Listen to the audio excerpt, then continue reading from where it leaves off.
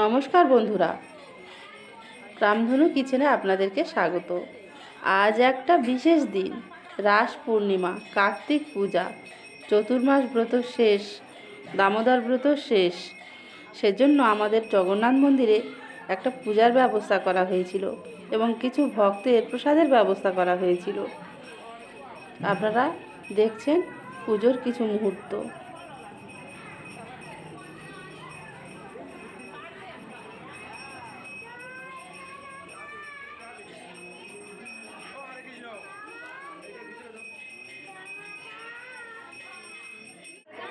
প্রসাদে প্রথমেই ছিল অন্ন, ডাল, কলমি শাক ভাজা, ঢ্যাঁড়স ভাজা, বরবটি ভাজা, কুঁদরি ভাজা, বেগুনি, সব রকম সবজি দিয়ে ল্যাবড়া, পটল আলু পোস্ত, ফুলকপি আলু সয়াবিন দিয়ে রসা, জলপাইয়ের চাটনি, পরমান্ন। এই যে আমরা প্রসাদ খেতে বসেছি।